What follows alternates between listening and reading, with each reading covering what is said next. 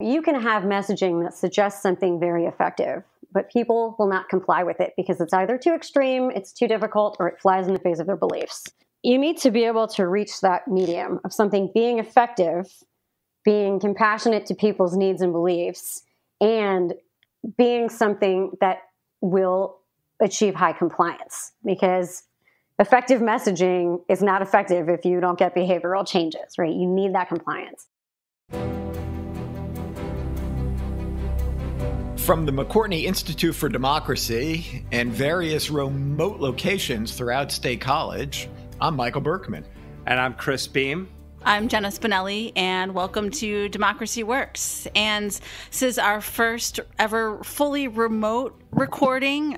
We are working remotely in social distancing and all of that in the midst of the coronavirus. So you'll likely hear 100% more dogs in the show than you have previously, but we hope you'll bear with us as we, like everyone else, adjust to the new realities that we all find ourselves in. This is the topic we're going to talk about today, right?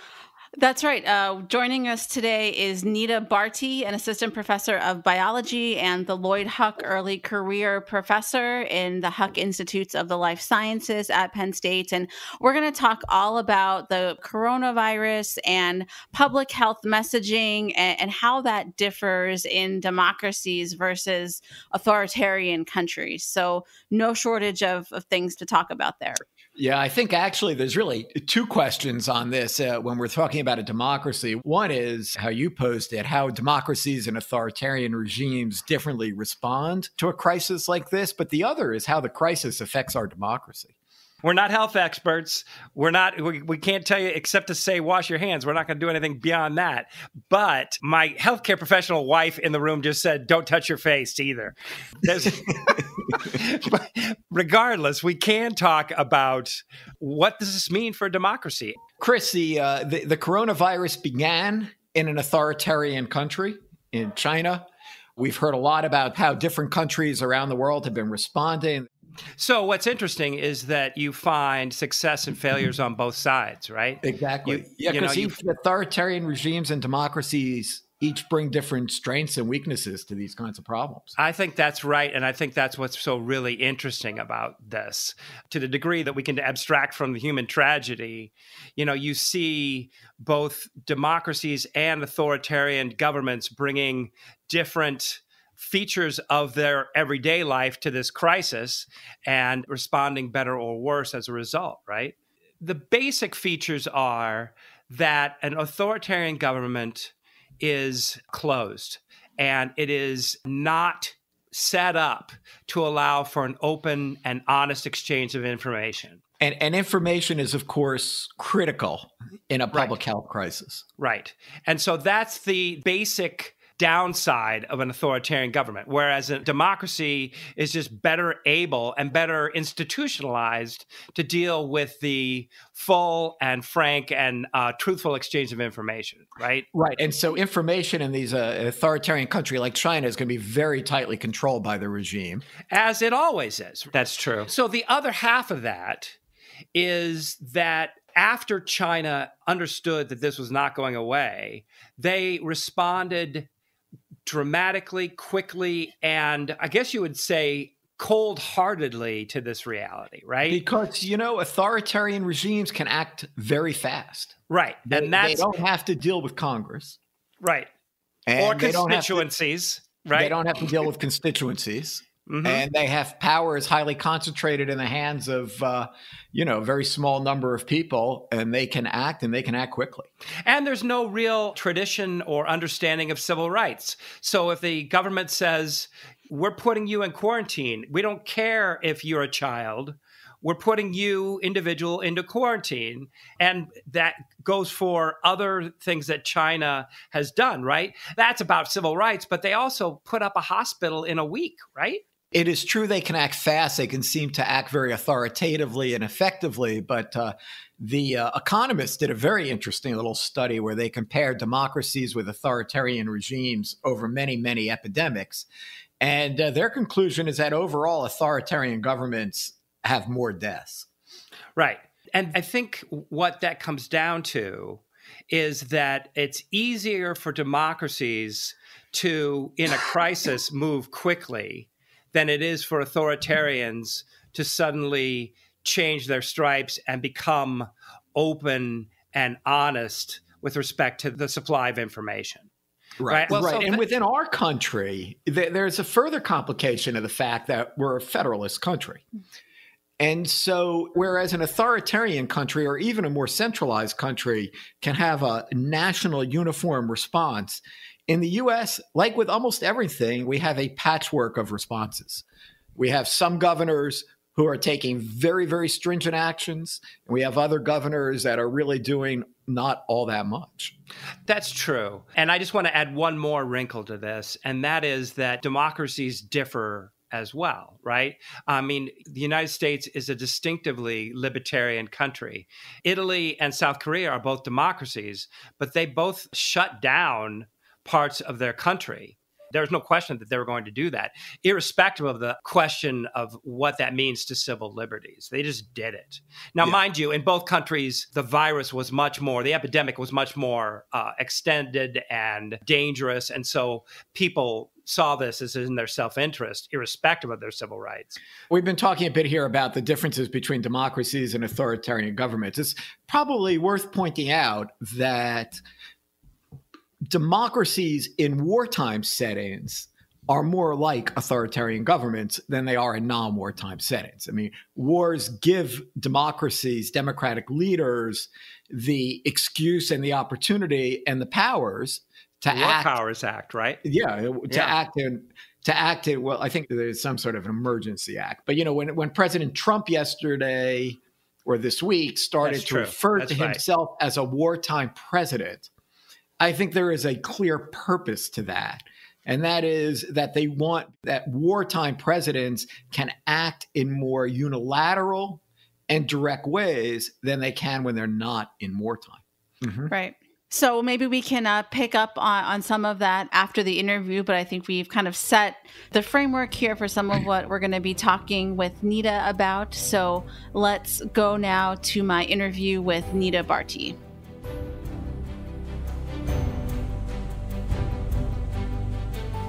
This is Jenna Spinelli here today with Nita Bharti. Nita, thanks for joining us on Democracy Works. It's my pleasure. Thanks, Jenna. We are going to talk today in the midst of the coronavirus outbreak about the relationship between information, government, and the public in the midst of an outbreak. That's a complex topic. We're going to kind of come at it from a couple of different angles. But I guess maybe to start off, can you talk about, as someone who has studied and works in this field, what are some of the considerations that go into public health messaging during an outbreak? The government and public health officials are constantly assessing and reassessing and triaging during times like this with new emergence events. So think about things like SARS, the first time we saw HIV in the 80s, the current situation with this coronavirus. Those are all very different things, but the thing that they have in common is that really nobody knows what's going on in the sense of what to expect with projecting trajectories, projecting morbidity and mortality, and understanding what the most effective way to act is. How do you put in place policy when you're not really sure what the situation is? Right. And it seems like there might also be a balance to strike between providing clear and accurate information, but also not maybe causing a sense of panic unnecessarily. Can you talk about what that balance looks like? Yeah, I think that's a really important and difficult balance. So how do you maintain transparency, but sort of leave things in a maybe need to know kind of realm where people maybe don't need to know something that would incite panic if they can act on information that's true and transparent without making the situation worse.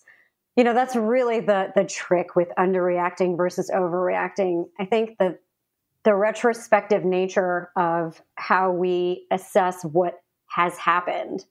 If we've done our jobs, it should always look like we overreacted. And I would say that that is not the situation, or that's not how someone looking back would describe the early stages of coronavirus response in the U.S. I think that's absolutely true. I think that the early response in the U.S. was essentially no response. What do you think were some of the factors that went into that line of decision making, and how have things changed since then? So if we back all the way up to sort of December of 2019, when there was a mysterious cluster of cases of pneumonia in Wuhan city, and really nobody knew what was going on, there was some sort of on-the-fly decisions being made by the Chinese government. And there's things that probably would be done differently, well, that hopefully would be done differently about transparency and messaging during that time. But what really happened was that we saw the outbreak unfolding in China, and that gave kind of the whole rest of the world time to prepare. They bought us really important time to prepare, and we wasted it. We didn't react the way we should have reacted in America and with public health policy and preparedness the way we should have. Instead of responding to what was obviously a very easily transmissible, devastating disease, we pretended like it wasn't going to happen here. I know people often compare the U.S. to South Korea, for example. Can you talk about how their approach differed, and maybe some other countries that took a different course of action with the same information that we saw coming out of China early on? Every country is going to handle things differently, and there are different amounts of regulation that are acceptable under different government organizations or under different governments just in general.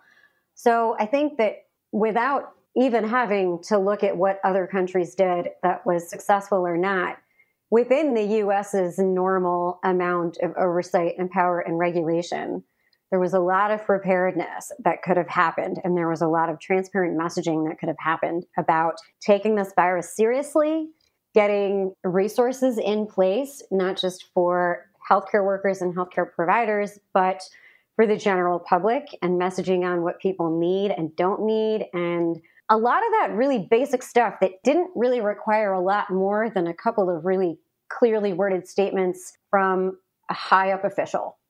Instead, I think a lot of the messaging was surrounding xenophobia and racism and not preparedness. And I think a lot of the action reflected that, and reflected that people were not taking this virus very seriously, when in fact, Right. We had the data in hand by then to know that it should be.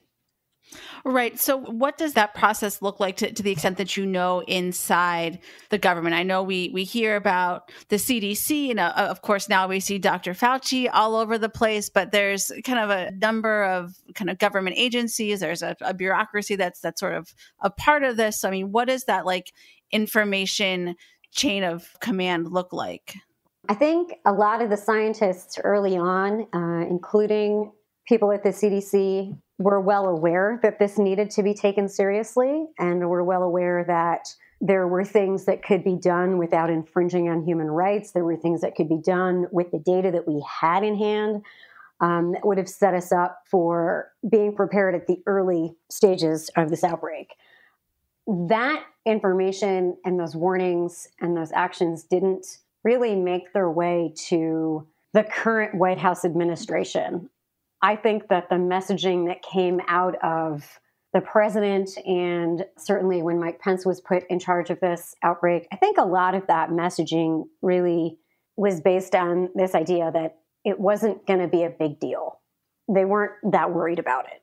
You have a new piece out in The Conversation, which we'll link to in the show notes. But you argue there that it really might have been the NBA and other kind of public figures that really started to help drive the message about how serious the coronavirus is, given this lack of government action early on.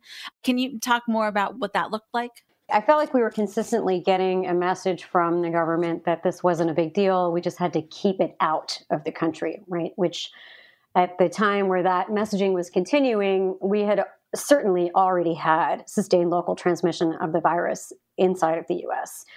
That general idea of this isn't very serious, I think was heard by a lot of people who are not scientists and could not make a different decision based on data themselves. So a lot of that guidance about what we should think of this and how we should react to this that was coming from political figures really downplayed what was going on, while the scientists were saying entirely something else.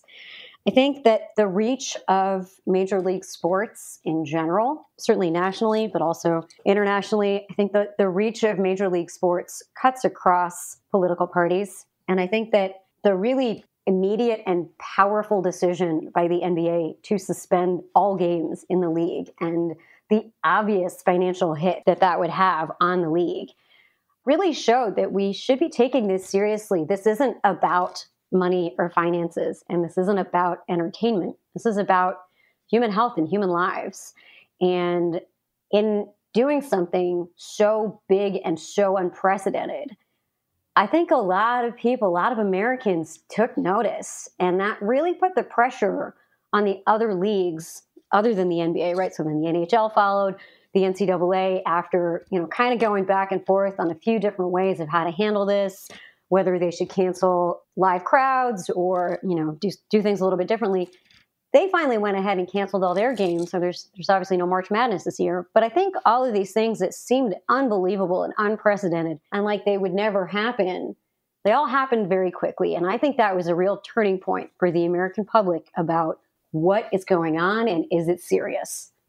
From your previous work in this area, I mean, what types of messaging and how often do messages need to be reinforced to the public to really make a difference in people's behaviors when it comes to outbreaks and to public health?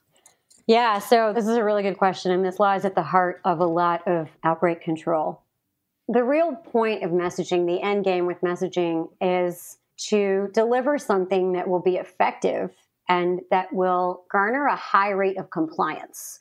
So you can have messaging that suggests something very effective, but people will not comply with it because it's either too extreme, it's too difficult, or it flies in the face of their beliefs. So you need to be able to reach that medium of something being effective, being compassionate to people's needs and beliefs, and being something that will achieve high compliance, because effective messaging is not effective if you don't get behavioral changes, right? You need that compliance.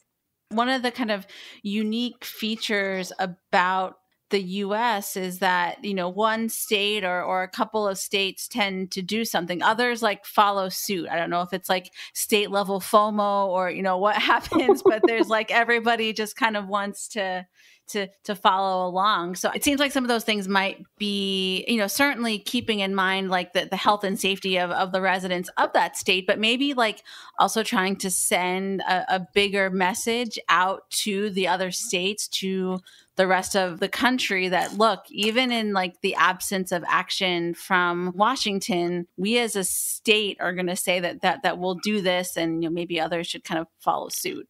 Yeah, I think that has been really important for this particular outbreak. I think as in the early weeks when the federal government seemed to not be taking this seriously, I think a lot of cities and mayors made important strides and statements towards trying to control something and trying to send messages that were reassuring. A couple of states, or a couple of cities and then states, did a good job of messaging that testing would be free and people wouldn't have to worry about the cost of that. I think New York and probably Seattle would have led the way on that. But I think that there's a lot of power in that kind of local messaging. The state level FOMO, I think, is a little bit more about not wanting to look reckless, not wanting to be, the one state that was like, no, it's okay, do whatever you want, and then you're going to see consequences. I think the need to exercise caution when it comes to human health and human lives is, despite everything going on around us, I think that is pretty well ingrained in most leaders, that you would rather err on the side of caution when you're facing something like a pretty uncharted epidemic. What else can we learn from history about what types of mitigation tactics or messaging work or don't work? I know you and I were talking before we started recording. There's another example from the Ebola era where screening travelers coming into and out of the country might not be effective, even though on its face you could maybe think of a world in which that could potentially be the case. Movement restrictions, travel screening, things like that tend not to be super effective. Those types of control measures are really focused on importation or exportation of a pathogen. And in general, by the time we've seen the effects of an outbreak and we've understood how it's spreading or how widely it's spreading, it's a bit late to be stopping introduction. It's already there. So that tends to be a little bit ineffective. We know that stopping local transmission is really what we'd like to do. And some of the restrictions surrounding local movements are really, really difficult to enforce and result in very low compliance. And that creates its own issues. That makes it very hard to do any kind of contact tracing. It makes it very hard to actually get an idea of spatially where things are a problem. Because if you ban movement, and people are going to move anyway because they need to for personal and financial reasons, just going to work, whatever, then you're going to end up with these really sort of unknown spots of how people were moving and how they became infected. Whereas if you're able to be honest and open and get realistic restrictions in place, people will be compliant and they will be honest. Right. And we talked earlier about what China did early on and some of the ways that they suppressed information, certainly. But then kind of once they snapped into action, they were able to, because it's an authoritarian country, and we've seen this in Russia and other places too, they're able to really be more strict about where people can or can't go, or, they put up a hospital in a day, all these types of things. So it seems like there's like a human rights element to this too, of like trying to have that sense of control, but also not be so oppressive that you end up having kind of adverse impacts in kind of the other direction. I mean, that sort of individual rights and public health push-pull has probably been a part of the conversation for every epidemic we've ever faced. So I think that there are a lot of ways to control outbreaks and not breach human rights. And I think that's really important to keep in mind. I think some of the downstream effects of one or the other can make people feel like it's okay to... Sometimes people can think that the ends justify the means. And I don't think that that has to be the case. I think we can be really respectful and ethical and not violate human rights and still find effective solutions for stopping outbreaks. In an authoritarian regime, obviously, there's a lot more latitude for what a government can do versus what maybe makes the most sense. We know that the downstream effects on individuals from the total lockdown and quarantine of people in China, and particularly in Wuhan, have been devastating. I don't think that that is a good outcome. I think it's great that there was a huge slowdown of transmission, but I don't think that everything else that came at the cost of everything else that happened, I don't think that that was ideal. And I don't know if it was necessary, right? It's hard to sort of, essentially, I don't want to sit here and blame or second guess anybody, but I think we should take what we see happening in other places and learn from it. I think we should kind of take what we're seeing from really what is essentially massive novel experiments happening around the world under different governments as we all react a little bit differently to this outbreak. We should take that as data collection and learn from it. And I would look at what happened in China as maybe something that probably wasn't 100% successful.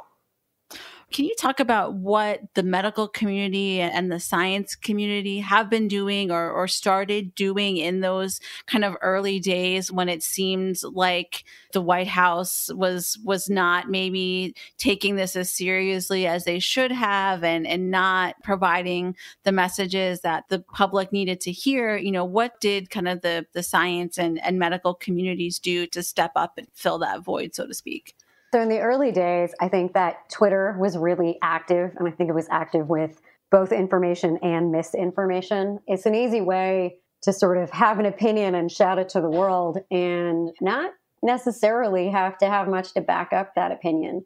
So I think there were really good scientists who were making important points on Twitter, and I think that there are some really uninformed people making a lot of invalid points on Twitter early on. But one of the things that happened, I think, quite quickly in this outbreak that to me seems really unprecedented is the rate at which scientists started to come together to do research collaboratively and share what they were doing in a very transparent and public way. And I think the preprint servers played a huge role in this. So, the process with scientific journals and publishing science and sharing it, for our listeners who don't necessarily know how this goes. Yes, thank you. So there's this process where scientists sort of do their research and, it takes years, and then they write it up and they submit it to a journal. And the journal has it sent out for what is called peer review, which means other scientists in the field who aren't familiar with the work review it. And that is usually something of a process that goes back and forth between multiple reviewers and the editor and the authors for a while. That can take, there's some worst case scenarios, but you want to plan on that to take somewhere between 6 months and a year. So you've spent years doing research, and then you spent, maybe a year with that research in review, where it's sort of locked into what is a solid state. You're not going to be messing with it and improving it and editing it. And it's being reviewed by your peers. And after that, it is published. And that's generally online these days, but it's not seen before that. And so there's this very long delay between doing science and sharing science. And what the preprint servers allow scientists to do is to share things, to basically write a paper and put it online in a place where other people can see it without it having yet gone through peer review. So that's good and bad, right? It really increases the rate at which people can communicate. Scientists can communicate with each other. But it also sort of takes away a level of protection. And so you have a lot more volume with this outbreak. You have a lot more volume of papers coming out on coronaviruses than we did, say, last year. But suddenly we have a huge increase in the number of studies and papers on coronaviruses.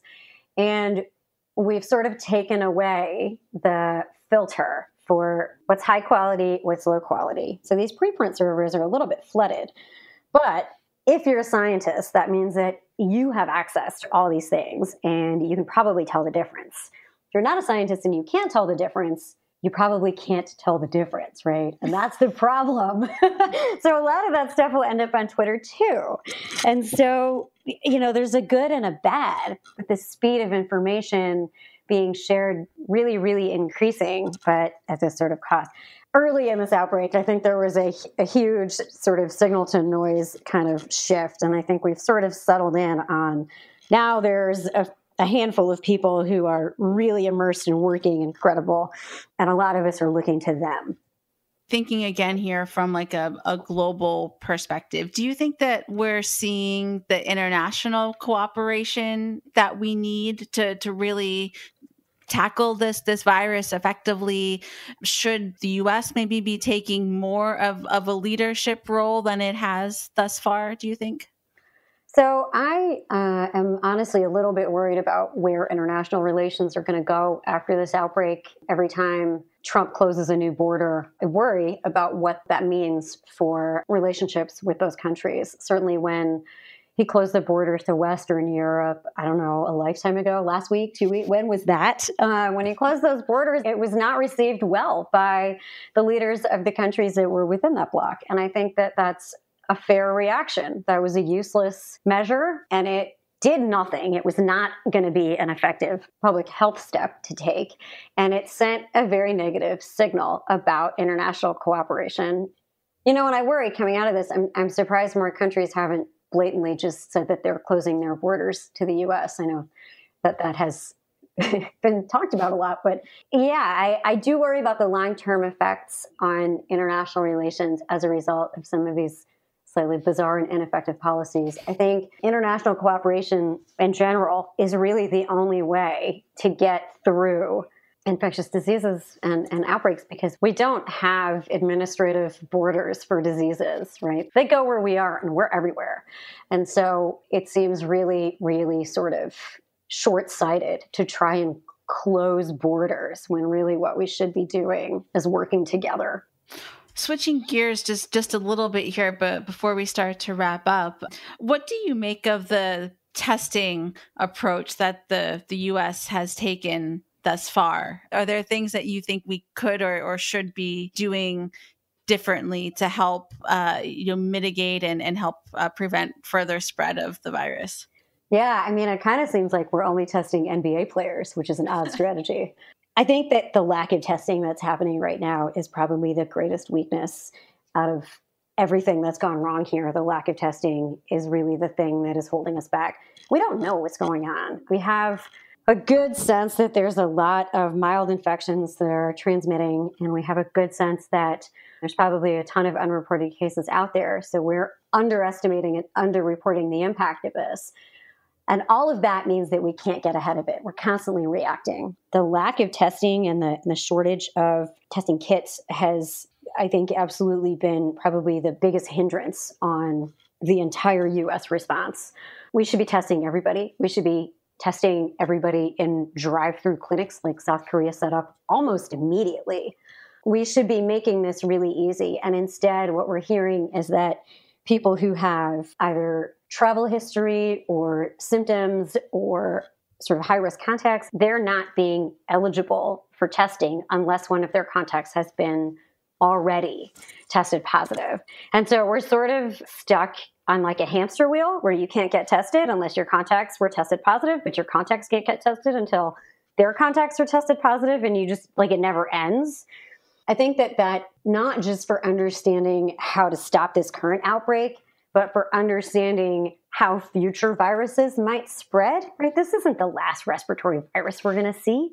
For understanding really what's happening here, how interactions are playing a role in transmission, and understanding, different kinds of vulnerability, who's more vulnerable to infection versus severe infection versus high levels of transmission. We're really just hamstringing ourselves. We've gotten to a point where we don't know what's going on. Everything is so reactive that we can't get ahead of it.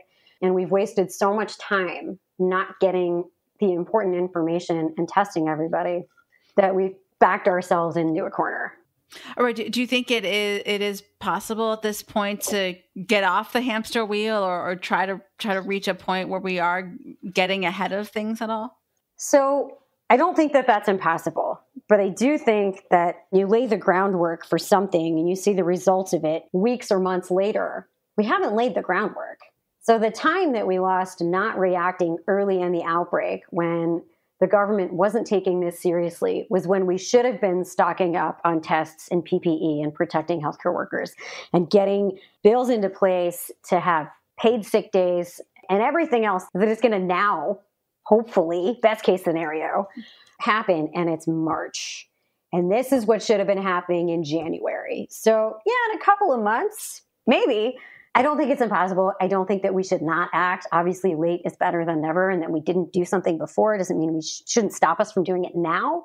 But I think that we have to be realistic about why it's so important to be prepared. And what is the weight of that word? Being prepared means having stuff done in advance. And we are now doing stuff only reactively because we failed to do anything effective in advance. Right. Last question here, Nita, before we let you go.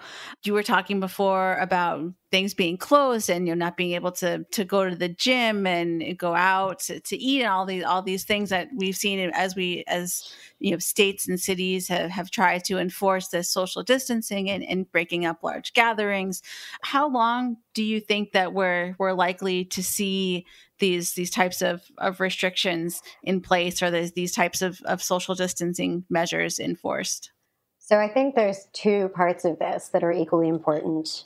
I think it's important that we all realize that whenever these official restrictions are scheduled to be lifted in a couple weeks for some of us, that's not the end of this. So this idea of flattening the curve, which probably people have seen on social media, which means that you basically slow down the trajectory of the epidemic so that you don't have a ton of cases all at once, because that overwhelms the healthcare system. So flattening the curve, which is really our only option right now, but it means that what we're trying to do is keep infections from happening. And so in a couple of weeks, when we think we're all looking ahead to maybe getting back to normal, if we actually get back to what was normal before, we're going to see a huge surge in infections. We're going to see exponential growth in transmission. And that really isn't why we're doing all of this, right? So it's really important that we all get into our heads right now that we're going to have a new normal, and we're going to have to be okay with that, because pushing back against it is pointless. So I think that we will start to see changes in restrictions, but I don't think that it's reasonable to think that they're going to be lifted, if that makes sense. Mm-hmm. They will look different. Nita, thank you so much for joining us today. Thank you so much, Jenna. It was great to talk to you.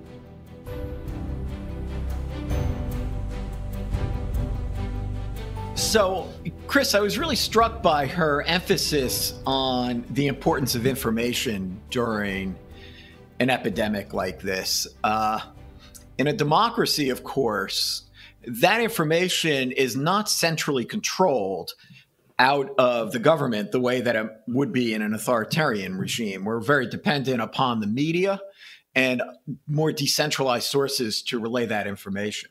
Yeah, that's right. I mean, obviously, places like CDC and even the FDA, whatever, they all have a role to play. But even their information is more often than not conveyed through these media outlets, right? Yeah. And so, we're seeing something really quite interesting here during this in the American response. There are these daily press conferences from the White House, often with the president or with the vice president in charge, with all kinds of experts arrayed behind them, where they are trying to put across authoritative information on what's going on. And they're doing that by talking to the media and depending on them to get it out.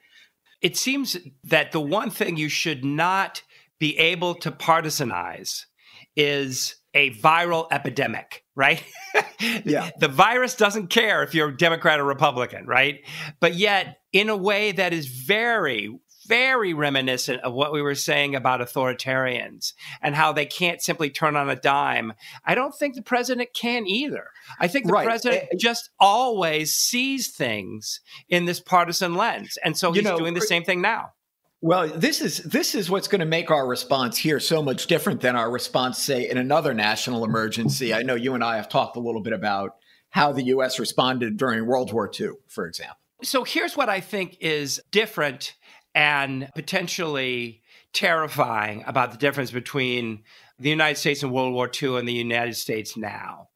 Our democracy, as inefficient and as partisan as it is, was able to mobilize incredibly quickly, right? I can't remember exactly how fast the Ford plants in Detroit moved from producing cars to producing tanks, but it was in the span of weeks. And on top of that, you had California, the entire state of California, having blackouts. And there was no argument, no talk about, well, it's my right to keep my lights on. It was a war footing, and things just were accepted under those terms. Yeah, well, we're not only a much more partisan and polarized country than we were then, we also have much less confidence and trust in public institutions. Right. And, we've been tracking and talking about this over on many different shows, and we've been seeing it for years and years, this sort of erosion of trust in institutions among Americans. But it's times like this that you really need to trust them. Well, and you know what else you have also talked about that I think is relevant in exactly this context is the inevitable or natural American inclination to denigrate expertise is now up to 11. And suddenly, who do you need more in a pandemic than an expert? I actually think, and surveys support this quite a bit, that people have more trust and confidence in their local and state level office holders than they do in the federal government right now. Yeah, they're going to tell the truth. Yeah, and we are really seeing some governors on both sides, Democratic and Republican, really excelling, both in their ability to make important decisions without hesitation, communicating the reasons for doing this. I'm thinking of DeWine in Ohio, who's a Republican, Andrew Cuomo in New York. There are other governors around the country who are really doing an extraordinary job and who the public have a great deal of confidence and respect in. And that's why I was saying on the first part of the show today, you know, we have this sort of patchwork developing because there really is not the national leadership that you might expect in a situation like this. And governors are stepping into the void. I'm not surprised to see it, but we've probably lost track over the last few years with all the focus on the circus-like atmosphere in Washington, that there are some serious, sober people who are leading the states. Yeah. Look, these people are viewing this as their responsibility, not in terms of their own political partisan advantage. Absolutely. And they're working with one another. Right. And they're listening to one another. They're talking and learning from one another. They're seeing what worked. They're seeing what didn't. It's a very different feeling than you get when you watch these national press conferences. I think that example is one that all of us ought to be lauding and also modeling, right? That we need to move beyond a partisan lens here and look upon this as a health emergency and looking upon all of us as being in this together. Yeah. Well, we should bring this in because either this is going to be a very long podcast or Jenna's going to be editing all weekend. And we don't want either one of those things. So that's fine. So let's do that from various locations around State College. This has been Democracy Works. I'm Michael Berkman. I'm Chris Beam. Thanks for listening.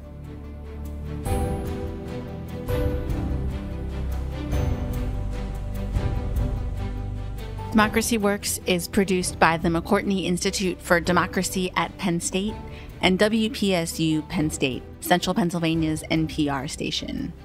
Episodes are engineered by Andy Grant and Craig Johnson, edited by Chris Kugler, Jen Bortz, and Mark Stitzer, and reviewed by Emily Reddy.